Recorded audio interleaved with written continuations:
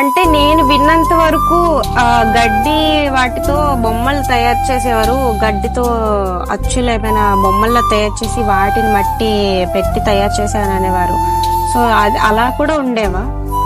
అలా ఉండేవమ్మా. అంటే అవి మనం గణేష్ విగ్రహాలు అనేది ఇప్పుడు మన ఇంటికాడ పందిర్లు వేసుకుని మన పెద్దవాళ్ళతో మనం కూడా వాళ్ళతో పాటు ప్రోత్సహించి నాన్నగారు మేము వస్తాం మీతో పాటు మేము సహాయాలు చేస్తాం అంటే గణేష్ విగ్రహాలకమ్మా వయసు గట్టి ఉండదు.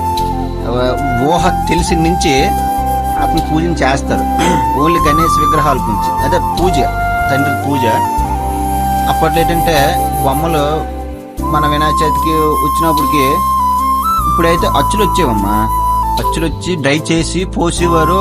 ఒక ప్రింట్ మీద ఇంచుమించి ఒక 50 ప్రింట్లు వచ్చేస్తాయి. అది అప్పుడేంటి పిఓపి లేదు, ఓన్లీ మట్టే ఉండేది. మట్టితోనే వాళ్ళు చాలా కష్టం. ఈ రోజు ఒక గడ్డి బొమ్మ కట్టాలంటే మినిమం ఒక 10 రోజులు అవుతుంది రోజుల్లో.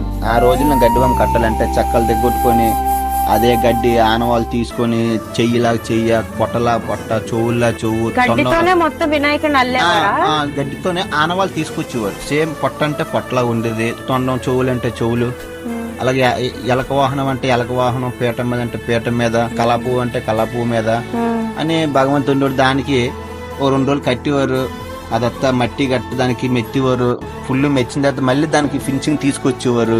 ఫినిషింగ్ మీద మళ్ళీ బొమ్మ గడ్డి మీద మళ్ళీ మట్టి పగిలిపోతుండేది. చాలా కష్టంగా ఉండేదమ్మా అప్పుడు పని మాత్రం.